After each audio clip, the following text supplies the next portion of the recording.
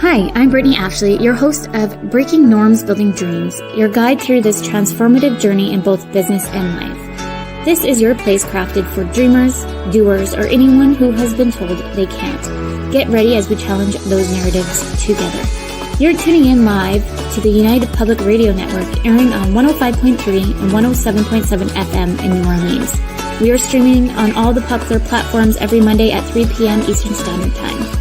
Join me for a candid and thought-provoking conversation celebrating your unique journey because you are worth it.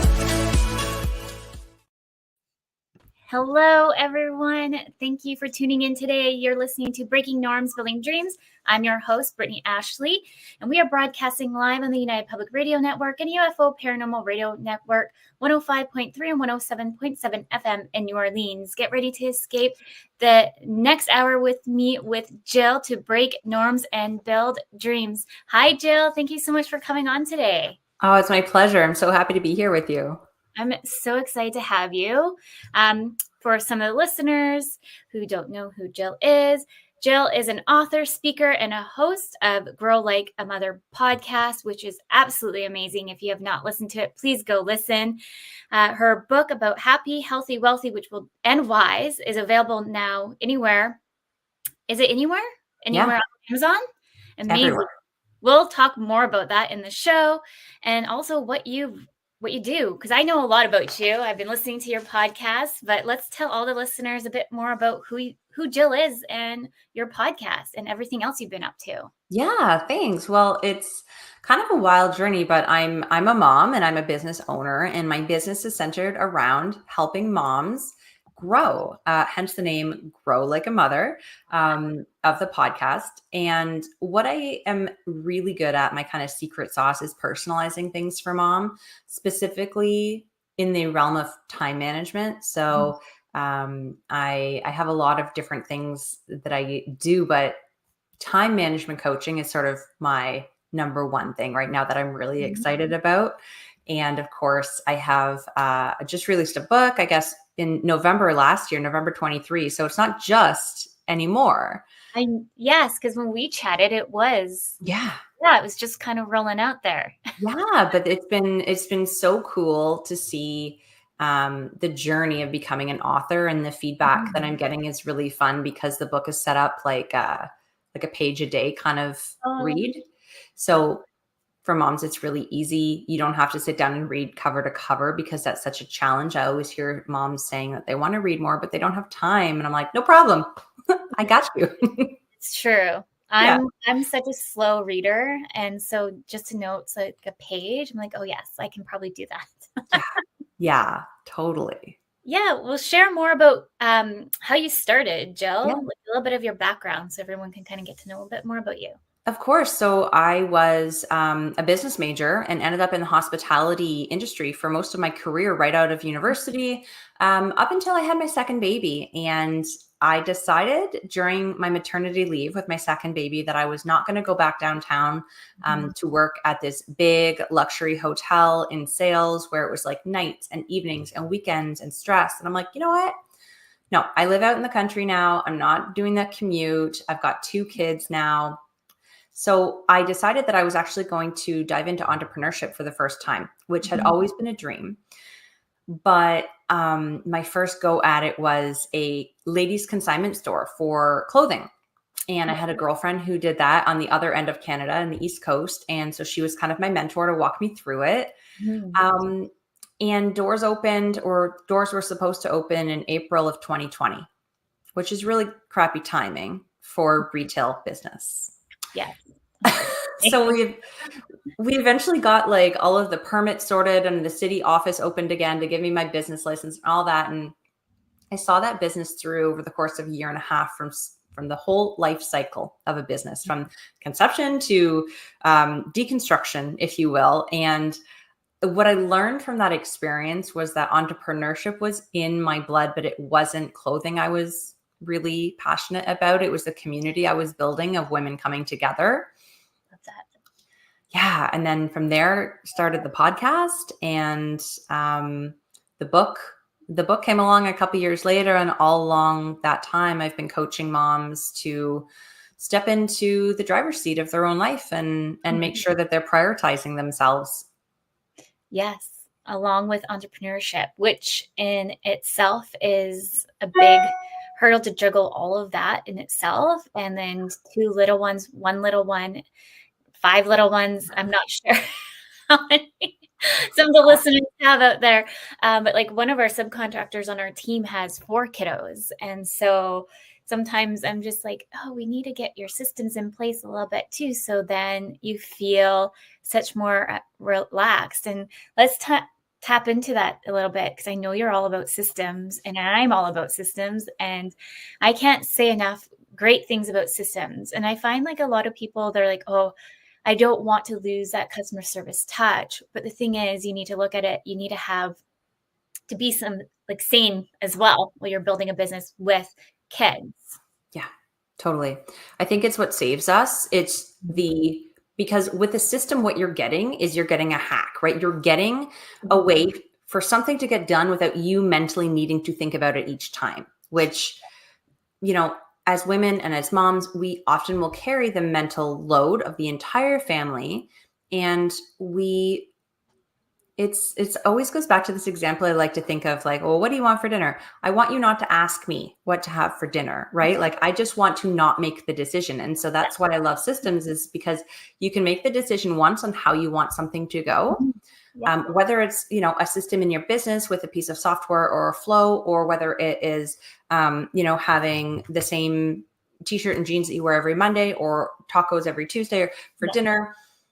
It doesn't matter what the system is, but it alleviates that one decision. And the more systems we put in, the less decisions we have to make. And it really frees up space for creativity, which is what we're really looking for as business owners. Yes. Yeah.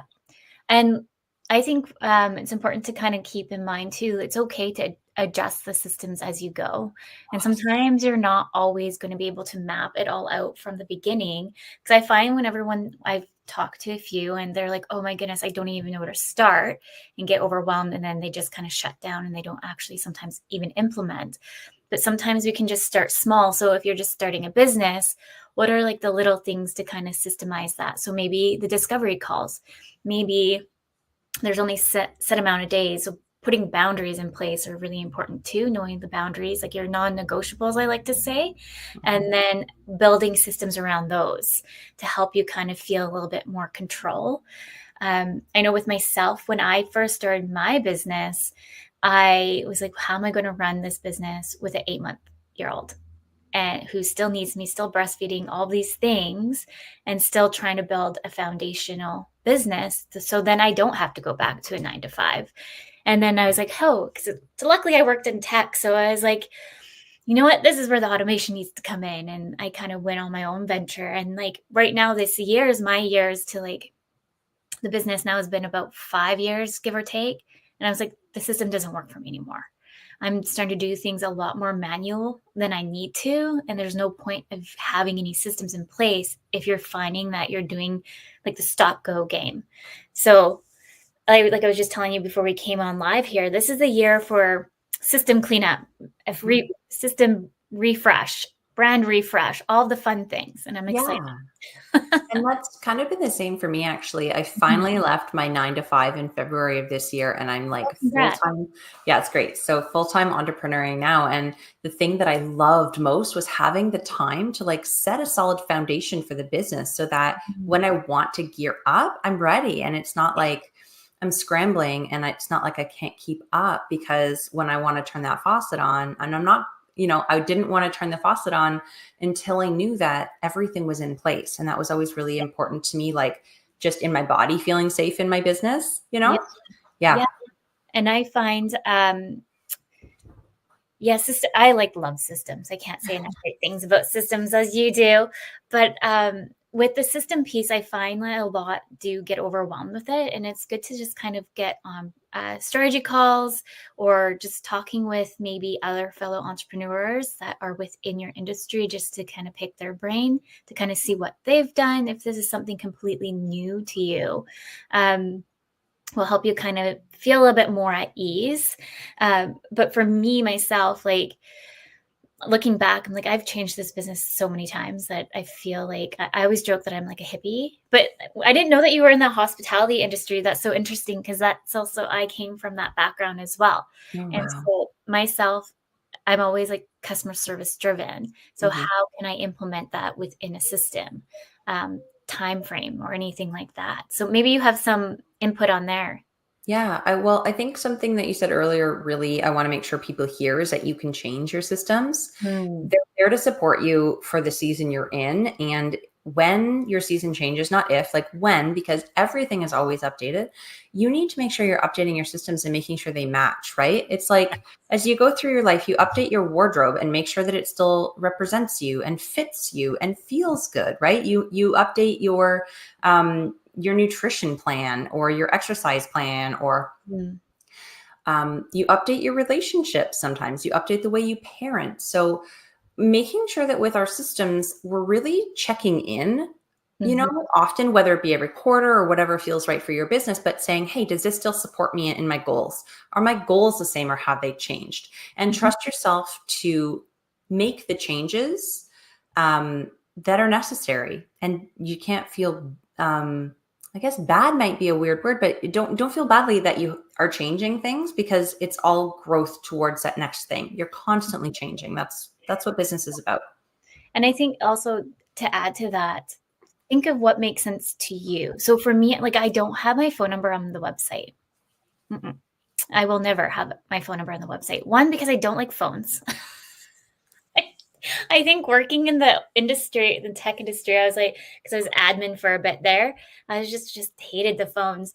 So just kind of like a PTSD a little bit triggering for me. So I'm like, I Mhm. don't want phones. And you know what? It's okay if you don't want phones. You can still mold the business into what makes sense to you. Yeah. And so, no, but I remember I was talking to someone and they're like, or no, they sent me a message actually, because I have like a chat bar up on my website, and they're like, why don't you have it? Like, they're getting angry with me. And I was like, this is like the biggest red flag ever. I Yeah. wish not to book you as a client because there's a reason why I have no phone number is because I also take care of my kids Monday to Friday when they're not in school or drop offs, pickups. I can't necessarily attend the phones all the time. And so the phones just don't make sense to me. I lot them in when I put those boundaries in place.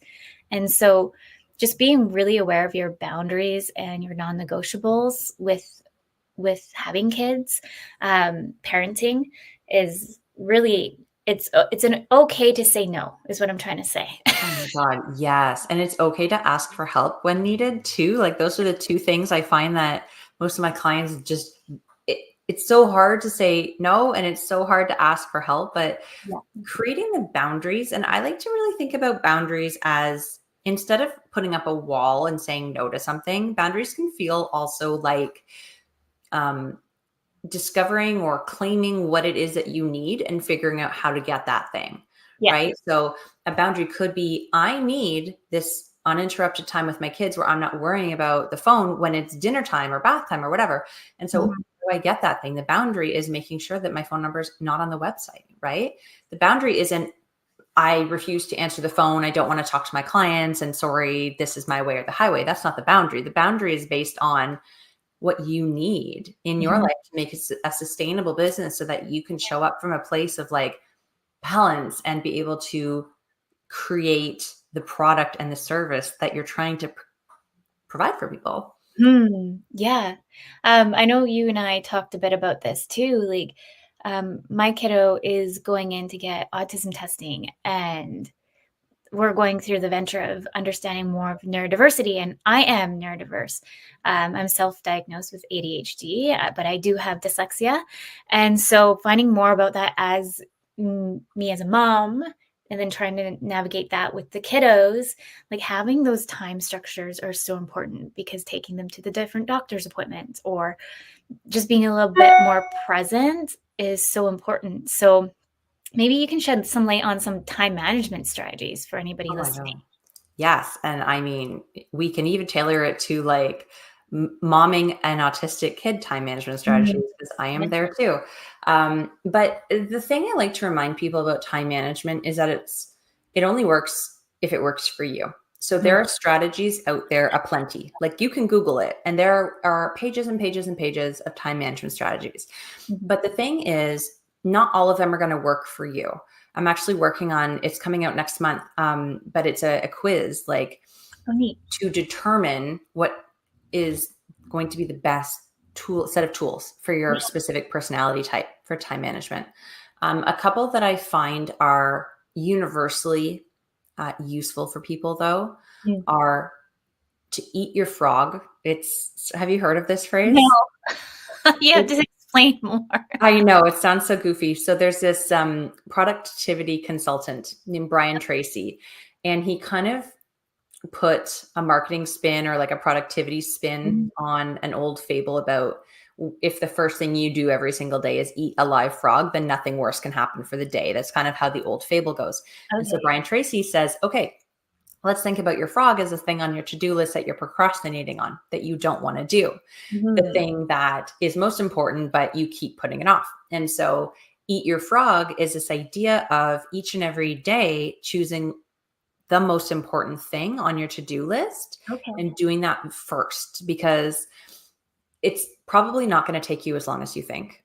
It's probably going to take you a lot less time than you've wasted procrastinating on it already, right? It always, if you accomplish a task first thing, especially one that you are feeling hesitant towards doing, you get some momentum from having accomplished the task, right? And so you go into your day having accomplished this big thing. And even if it takes all of your energy and you really did hate it and you just took everything to get through it, you know, you've done the most important thing that day. And if you have no energy for anything else, that's okay. You did the big thing. Yeah. I like that. That's so true. Yeah. I'm just like thinking about that right now. This whole weekend, I've been like hyper focusing on trying to get everything in place, because I'm really hoping this summer I can like take a little bit more of a step back a little bit and just know that the systems are finally clean or the new website's up. So I've been pushing really hard, but it's been hard. But I like your idea there with, is it called the frog approach then? Yeah. Eat your frog. Okay. Yeah. Eat your frog approach. Because really sometimes you don't want to start, like with me, like I know my bookkeeper is like waiting for me to get back to them, and I'm trying to get everything in place too, because for us it's considered we have to do our taxes in end of June. That's when we fall on for the corporate tax. And luckily, like I was smart to pick that time frame, so it's not like at the craziness of personal taxes and then going into the wintertime. I purposely picked then because I knew it's like the perfect moment of chaos. But I'm like thinking here, I'm like, oh, I just need to get that piece done. But then a part of me goes off to the other side. Right. Shiny objects syndrome. Yeah, you're like, oh, I'll just do all the 100 other unimportant things and feel like I'm super productive because I can say I did 100 things, but if they're not moving the needle to get you toward getting your, books to the accountant, then they're not important.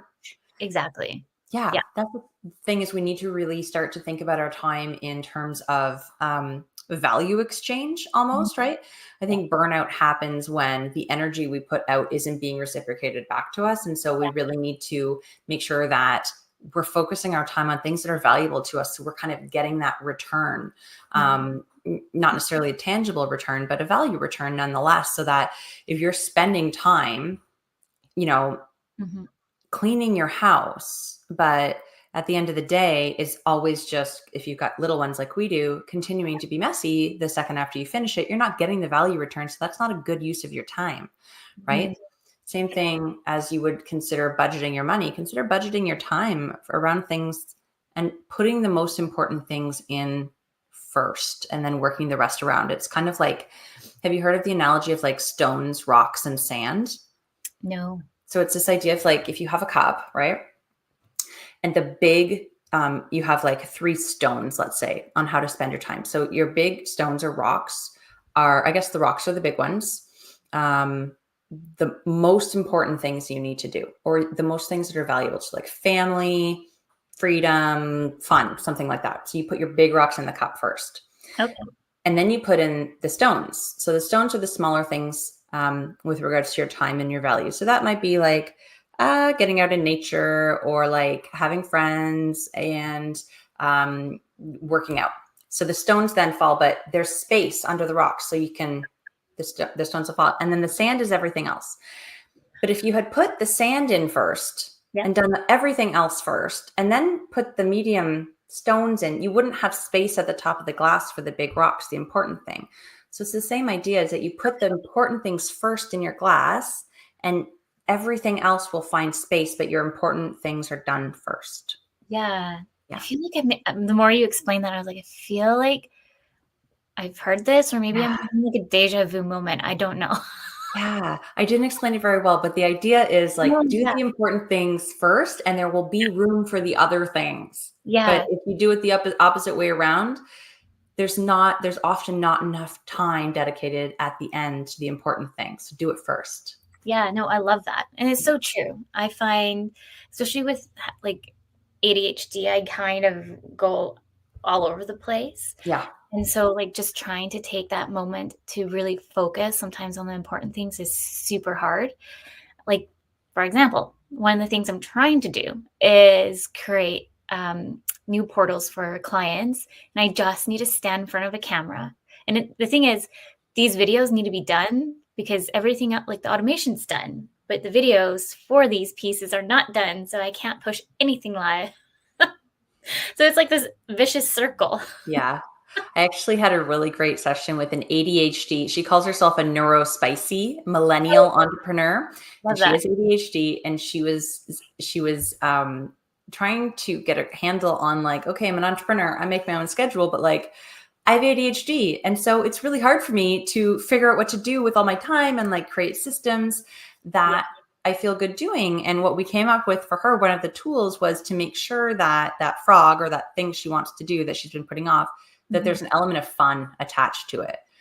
So Yes. I'm like, okay, either if it's something to do with writing, like grab stickers and fun colored highlighters and markers, or if it's recording something, if you sit at your computer and watch maybe or record, grab a bowl of ice cream or like some popcorn or something and bring that in, or whatever feels fun to you. But if you add that element, that's going to help secure it together. Mm-hmm. Yeah. I love that.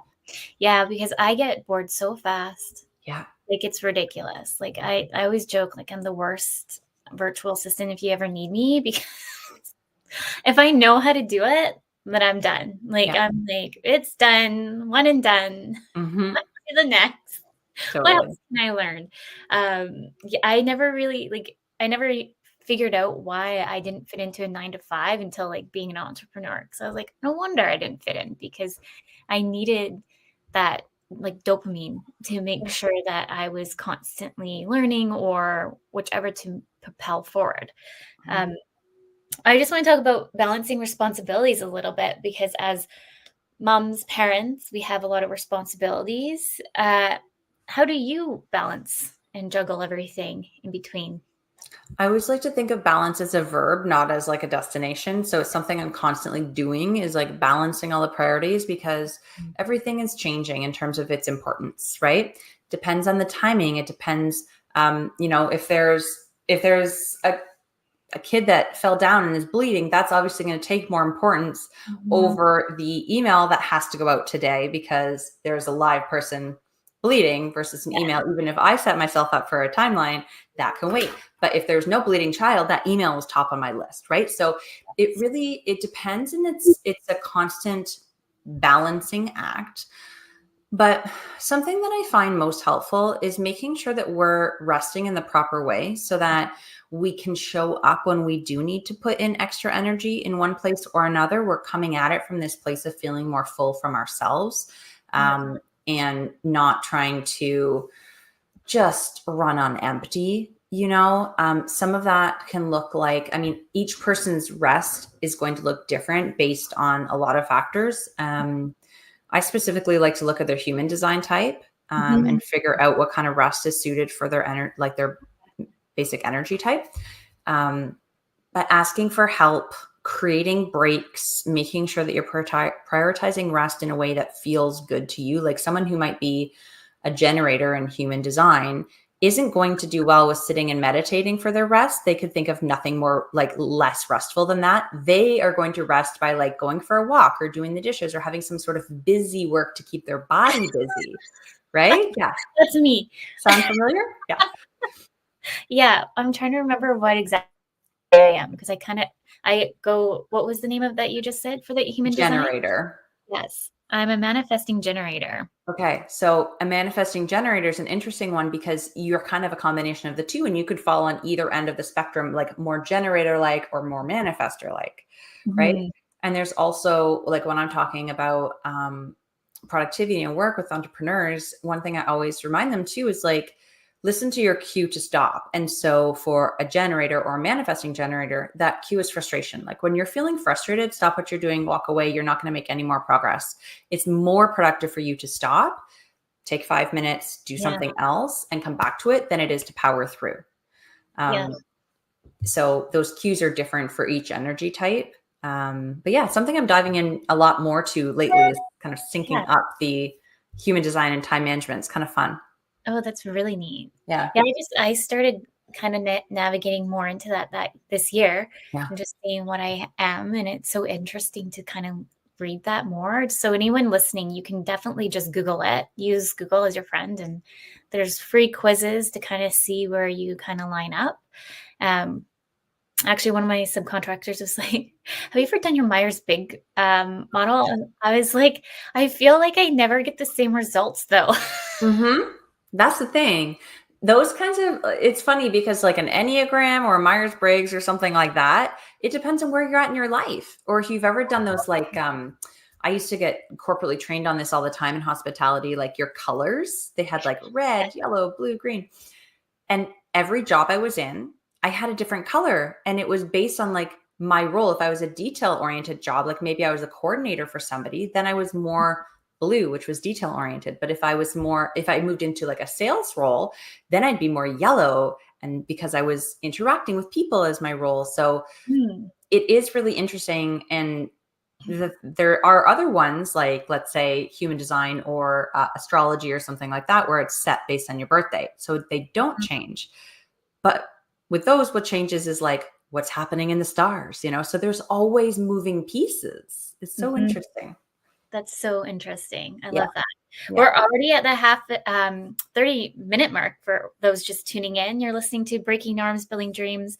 We're live on the United Public Radio Network and UFO Paranormal Radio Network, 105.3 and 107.7 FM in New Orleans. Can you believe it? We're already 30 minutes in.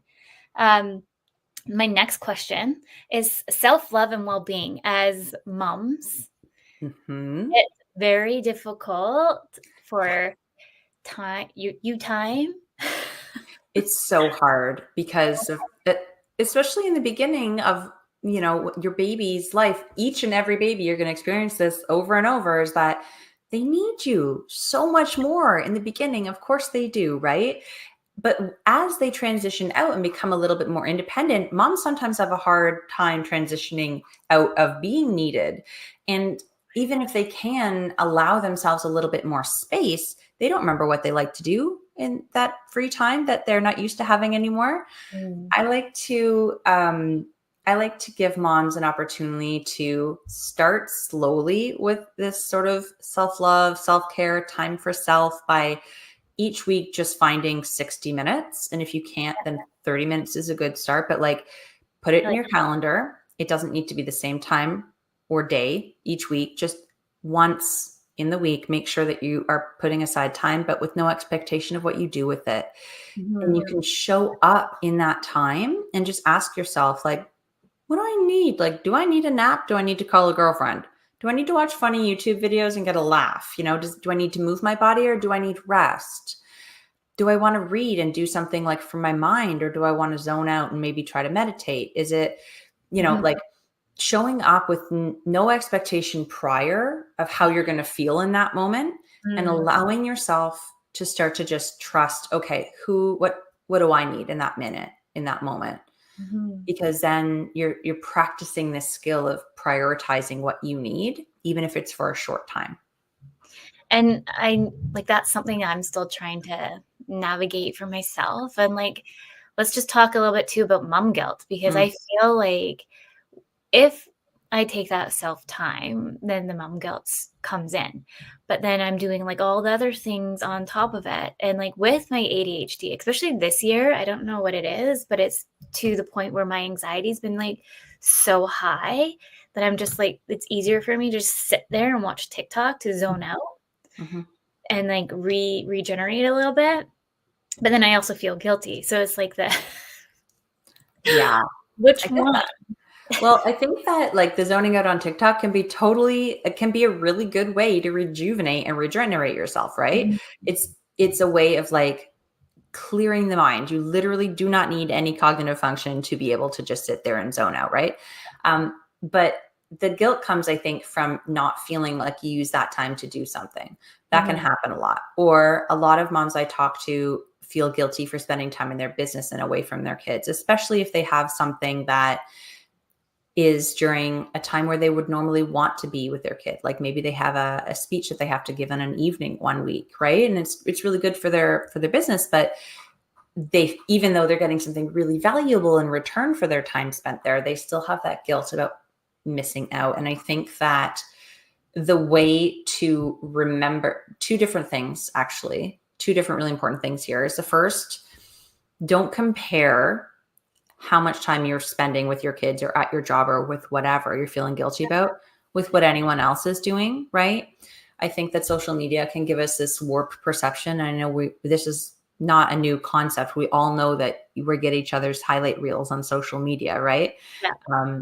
But we all have to make these decisions on where we spend our time, whether you're Beyonce or, Hannah in Nevada. It's like you all have the same 24 hours. So whether you're hiring a nanny or getting help from the grandparents or working 3 jobs or you're with your kids home all day, it doesn't mean one is better than the other, but you can't compare your situation, right? The second piece of it for mom guilt is really making sure that you're focused instead of the lack of time that you're spending on one area, Mhm. about the value of you being somewhere else. So for example, if you are putting time in your business and it's taking away from your kids, for example, you are showing your kids by modeling behavior for them that women work, you can support yourself, it's okay to follow your dreams, you Mhm. work hard, you get results, right? And Yeah. so putting it in that frame of reference instead of I'm a bad mom because I'm not there tonight, right? Mhm.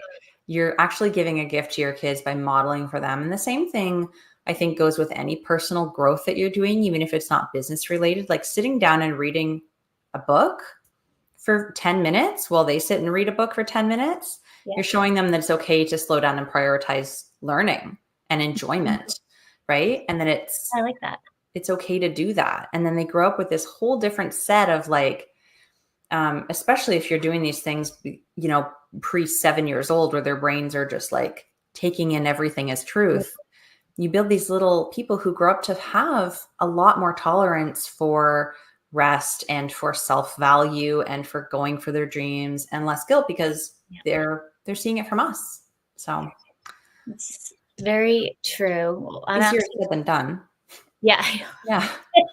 exactly. Anyone listening, other parents are probably like, We get it. because mom guilt is brought up quite a bit.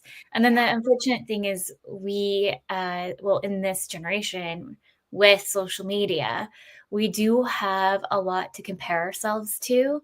And Mhm. unfortunately, for women specifically, we have a lot sometimes of don't look like this, do X, Y, and Z. You should be wearing this, or you know what? It's just like endless. And so when you're starting to go on that social media like downward spiral, it's really hard to sometimes get yourself out. So I think to remind people to like remember that you never know what's happening behind the scenes is really important, Mhm. and trying to put yourselves in other shoes and giving people that kind of grace as well and hold back judgment, because I feel like sometimes we always go in that negative state. It's just ingrained in all of us. Sometimes we do unfortunately judge others, but how can we switch those narratives so when we start going into that judgment state, to think more positively.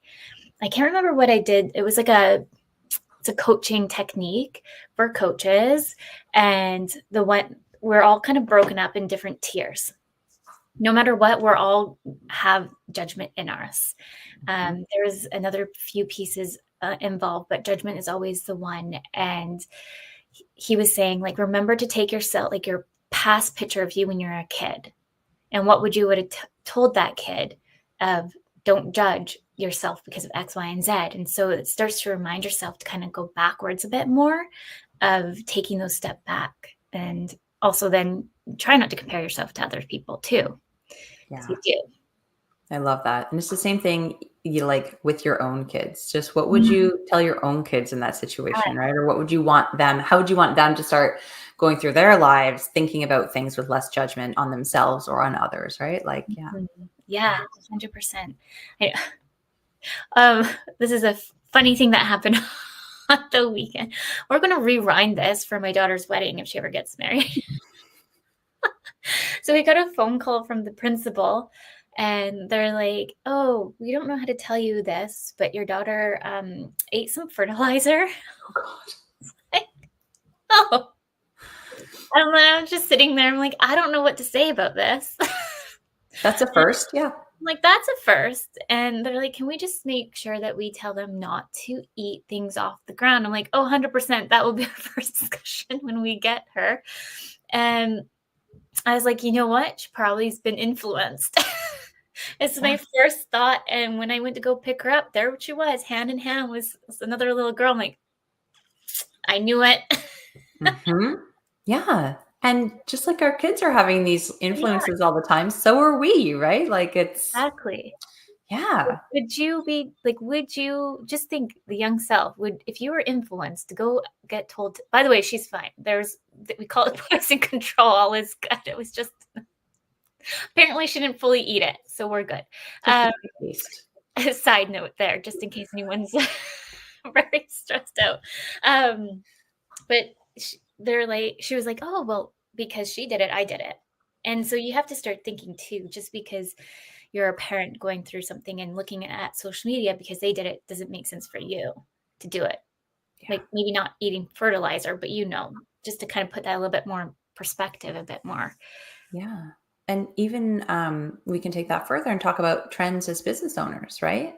Especially in the lens of social media, in the TikTok reels or like the voiceovers or whatever the dance trend is, right? Like just because that's a thing that's out there doesn't mean that that is the right thing for your business. Like really remembering to trust in your brand, what feels natural and right to you, showing up in ways that are authentic instead of getting wrapped up in all of these because they're never going to stop. What does the algorithm say? What is the popular trending audio right now? It's like, if we can stay in our lane and focus on what we know works and what we know is true for us, we're always going to get better results than spinning our wheels trying to chase the shiny new thing.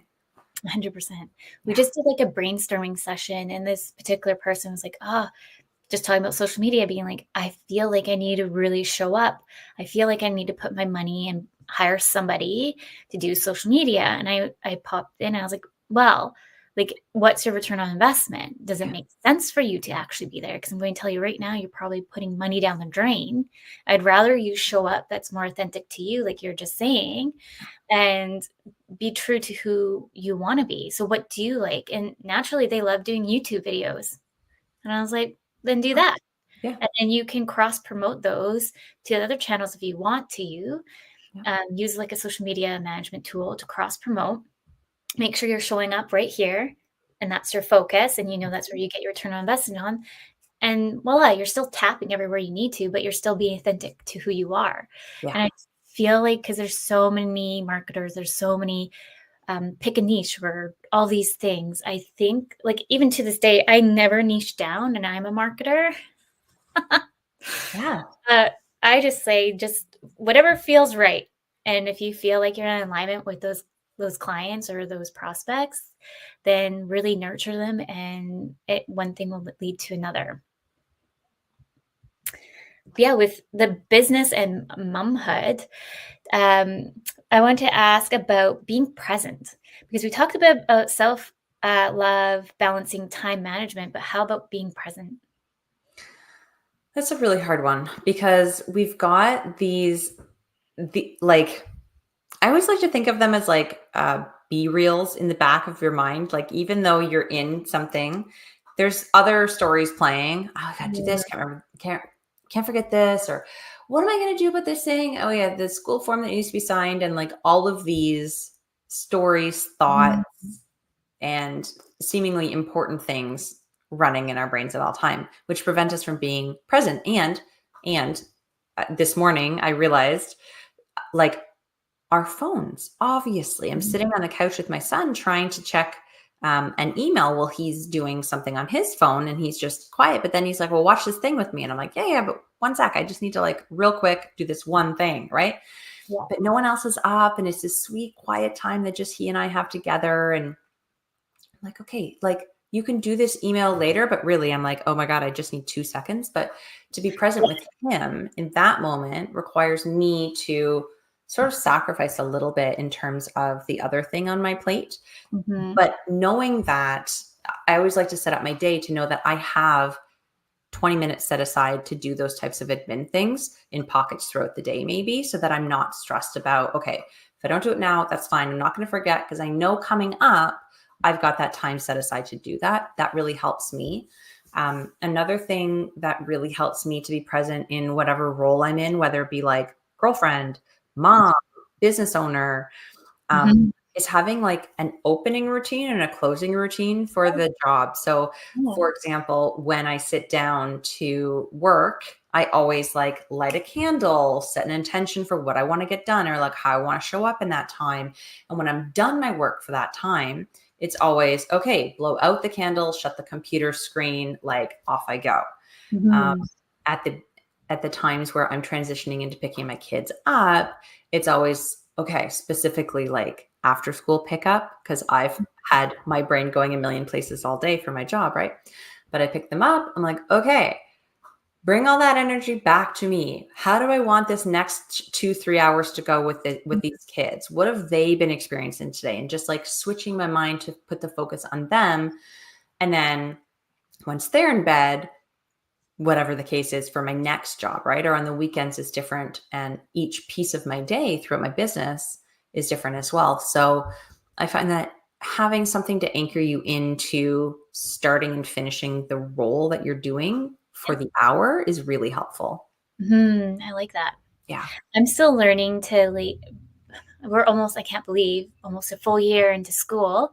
Um, and I'm still trying to, like, finesse what those kinda look like, 'cause I just feel like, oh, construction gets in the way, and then I'm actually half an hour late to get work done, and so it just feels like it kind of moves my day Yeah. even more, and I have to jig it more, and then, like, it's always a hard stop at 2, so at the end of the day, I'm only working 5 hours. Right. I'm lucky in with meetings probably, so that means, let's be honest, because I'm trying to put better boundaries for myself in this. But sometimes I shove 5 meetings in, so Wow. that takes up a lot of time, Yeah. and then really I only have about 1 hour of work, and then I have to go pick up the kids, and then it's like going back into work at 7 o'clock at night. So for me, though, I find, like, I'm more creative at nighttime. Mm. So, like, I love doing ebooks, I love doing crafty kind of, like, it just seems to mellow me a lot more out, versus I like to think about more strategies in the morning. I'm the same. And it's Yeah. so cool that you know that about yourself, because then you can structure your tasks accordingly. So you're actually working with your natural inclinations for that time of day. Yeah, I'm still, like, finessing it, but Yeah. I'm starting to see, like, my brain trying to think of strategies in the middle of the night, like, it just doesn't sometimes, like, yeah, it pops in my brain being like, "Why didn't I think of that?" I'm trying to go this route where, "Why am I even staying in this route?" Yeah. Sometimes I'll have those moments, but it's because I am sitting there doing creative things, Hmm. like, my brain is finally, like, kind of released a little bit, and then that's when the strategy starts to pick in. So, And that's kind of like the secret recipe for rest and creativity, is that there's going to be more space in your mind for these strategic things to come in. Like if it's so busy and you're in everything and it's chaos and you're working hard and focusing, there's no space for those creative ideas and nudges and outlets to come through. They'll often come through in the middle of the night, right before bed or in the shower or when you're driving. Like that's when your brain is off and there's space for it. So yeah, keep a notebook by your bed. You should do that. Yeah. I know. I get so many like ideas. Yeah. And I'm like, I'll remember that. And the next day, what was that? I'm like, meh. Come back to me. And then it never does. Maybe we should, because I'm looking at the time. I want to, we taught on your book there. Yeah. Happy, healthy, wealthy, and wise. Yeah. Do you want to speak a little bit more to? Yeah, I'd love to. Yeah, please share more. You. The book is kind of, it's been like 2 decades in the making, honestly. I didn't intend it to be a book. I love to tell this story because it's just so ridiculous. When I was in college, finishing up university, right, I had some pretty bad anxiety and I was going through therapy and I was learning a lot through personal development, growth and books and things, because that was all that was really available back then, was like books, right? No internet to speak of. And so in my computer, in a Word document, I started just noting down like bullet point form, the tools that I was learning that could help me when I had some overwhelm or anxiety, because when those moments popped up for me, I forgot everything. And it was only like later that I learned that the part of your brain that can retrieve information actually turns off when you're in like fight or flight. And so of course I couldn't remember those things. Yeah. But I just felt like I was struggling so much and I knew I should know it, but it wasn't accessible to me. So I would just go and open up this document and be like, okay, cool. I'll try that one. Okay. That one didn't work. Here's the next one. Let me try that. Right. And as I continued through adulthood, I continued personal growth. It's just sort of something I've always been interested in. And I would just add things. And whether I learned them from a podcast, a conversation, a book, whether it was just like an epiphany that I had, or someone said something that triggered something, and it just kept growing, this Word doc. And eventually I was like, wow, this is a lot of pages here. And I should really do something with this, because it's been so helpful for me that I know it can be helpful for other people too. Because if I'm not the only person in the world with anxiety who forgets their tools when they're in, crisis state, or even like low grade crisis state, just like feeling overwhelmed, like, oh God, what should I do? I have no idea. Oh, well, take a few breaths, right? Or maybe practice some gratitude. So I eventually, I collected all of these little pieces into the 4 pillars of happy, healthy, wealthy, and wise. They all fit into one of those themes. And so the book is really just set up as those 4 chapters, and each bullet point that was in my Word doc is a page. And then it's coupled with a quote, an affirmation, a journal prompt, a question, something that relates to that thing. And the idea is that you pick it up, read one of the pages, flip through, find something that's going to speak to you that day, and use it either as something to reflect on before bed or first thing in the morning, so that you can kind of keep it top of mind for the day. And there's all kinds of different topics in there, but it's just a tool to help you live better, live an extraordinary life, but without having to do anything crazy to get there. Love that. And any of the listeners listening on actually, maybe I'll just put it in the chat too. Yeah. Let me just open it. It's right here. Looking at the front here is the name of the book, but just let me put it in the chat. So anybody listening on the fly, they can grab the link to the book. Totally. And you mentioned that they can get it on Amazon. Yeah, it's on Amazon, Barnes & Noble, Chapters Indigo, Walmart, Target, anywhere. Amazing. Yeah. I grabbed it. There we go. Awesome. The chat here for everybody. It's just pushing out for everybody. And then we also have, that's kind of gearing through. There was the other item here, the framework. Yeah, so that's the framework that we chatted on. You want to tell everybody about that? The one-to-one coaching. That's my favorite offering right now. I call it Time Magic. It went through a few renditions of like, what do I call this thing that like doesn't feel boring. Basically, it's hard. I think it's really hard for people to commit to taking time to do something, to learn about time when they feel like they don't have enough time, you know? So I always say, if you spend 2 hours with me, you'll get an hour back in your day every single day from the tools you're learning. So it's well worth the time you're spending. But we go through and we start with a quiz to figure out like what personality type they are, so I can develop a toolkit specifically for them. We talk a lot about weekly planning, self-care practices, boundary setting, and do a lot of breaks in between to integrate what you're learning and also to implement the tools. So at the end of the time together, we sit down, do a couple of things, and we meet up 2 weeks later so that we can check in, like, what happened with these past 2 weeks? What tools have you tried? What have you not? Where do you need further support? Can I offer some more tools? Because I always want to just like give and give and give, but sometimes it's too much all in one session and you need a break to like try them. A little break. Yeah. So no, it's super fun, and it's totally personalized to each person. Like, what are their external circumstances that they can't change? How many kids do they have? What is their job like? How much support do they have in their circle? You know, like, what are the time commitments that they have? What do they want to do that they're not doing? All of these different pieces come together, and they walk away with this feeling really confident and solid that they're able to do the things they want to do without feeling stressed out. And we eliminate a lot of that guilt through the session too. Love that. Yeah. I always say everyone needs a coach. Yes. Totally. Doesn't matter if you're in business, life coaching, whichever, everyone needs somebody to talk to. And one of the previous shows we mentioned, like, it's okay to kind of go through the ebbs and flows of like meeting other coaches, because sometimes it takes time to find the right fit for you, or counselor. Exactly. Alon, who was a counselor, and that was one of the other topics that we kind of touched on as well.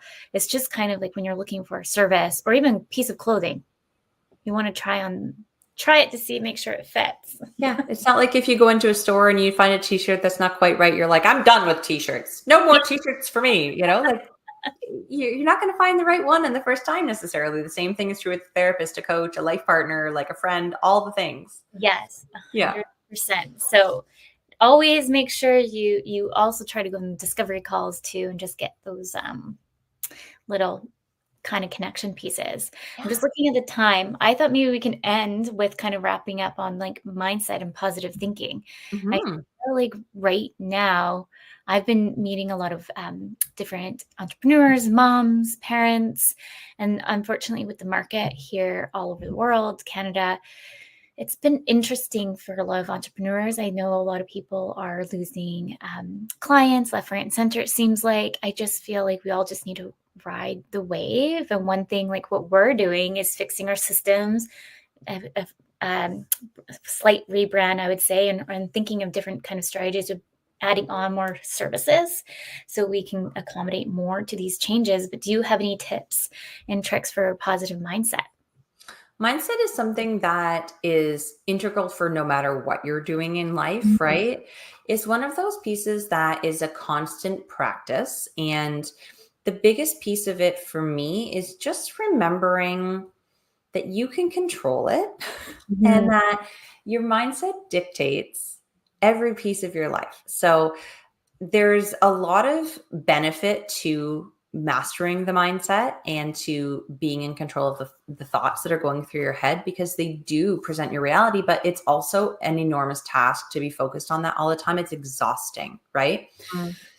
So when I'm first talking to people about mindset, the thing I try to get like clear on is that it's always impacted, like it's always there. Mindset is always there, but it doesn't need to be top of mind all the time. It's good enough to start small.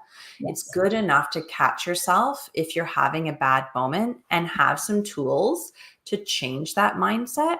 I even learned one from my hypnotist the other day about like when I go into stories and spinning about self-worth, right? As a business owner, like, oh, my product's not valuable. Oh, no one's going to buy it. Blah, blah, blah. Like we all have these stories, even though like people are buying it and it's fine. We still have them. Yes. She's like, just grab something, like whatever, and just slowly start to move it from hand to hand. And what this does is it like disrupts your brain pattern. So the story stops, right? It's the same thing. It's not necessarily demanding of yourself to have a positive, growth focused, abundant mindset all the time. It's noticing where you're at, and in that moment, just making a small shift. Of course, you need to know the tools or learn the tools that work for you. But one thing I heard was that really stuck with me was, if you imagine a scale of emotions, right? And you can find these on the internet. They're like high emotions are like love, gratitude, whatever. And then you go down and down and down. And at a certain point, it's like neutral emotions. And then you get into like fear, hatred, resentment. Wherever you're at on that spectrum of emotions, you don't need to shoot for the love and gratitude. You literally just need to shoot for the next level up. Just Interesting. the next emotion up, right? Something different than where you're at. And that is a mindset win. And the more that you do it, the easier it becomes, because if we can move something into the subconscious mind, it becomes a habit. We don't need to think of it anymore. And mindset's the same. We can do that with our mindset. And one tool that I find very effective for that personally is hypnosis. Never tried hypnosis. Yeah, I love it. That's so neat. Yeah.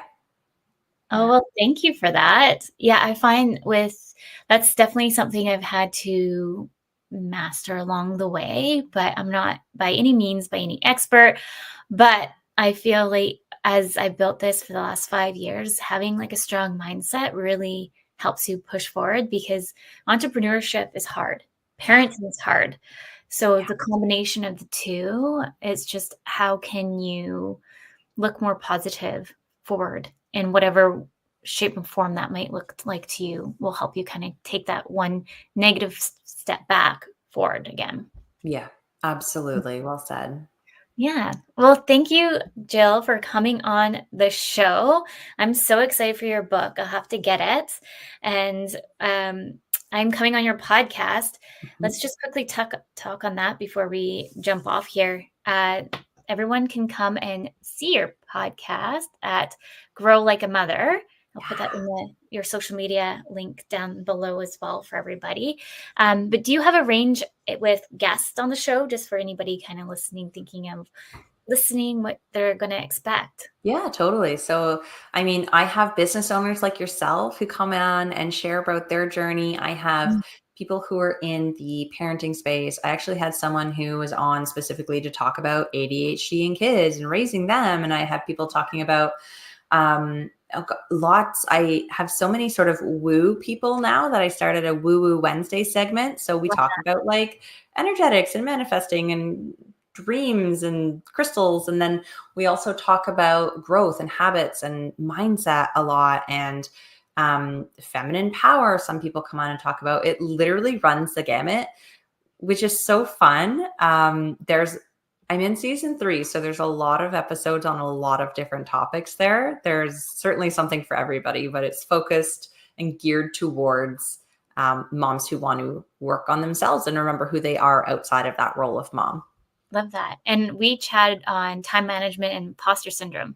Yeah. So if anyone wants to, when is that going live? Oh, soon. I know we timed everything in accordance. So anyone listening, I'm curious. I'll fill you in after. We'll get the exact date, but it's soon. Perfect. And I'll put it in the chat for everybody listening. But yeah, I'm going on Jill's podcast too. Part 2 conversation. I'm excited. Well, thank you everyone for listening today. Thank you everyone at the United Public Radio Network and UFO Paranormal Radio Network. Next week, we have Nadine coming back, who is a life coach, mom coach, all of the great things. She comes in every month. So I'm excited to have Nadine back. So with that, next week, remember, your journey is unique and your worth is unquestionable. Thank you again, Jill, for coming on. Thank you so much for having me. This was such a great conversation. Thank you.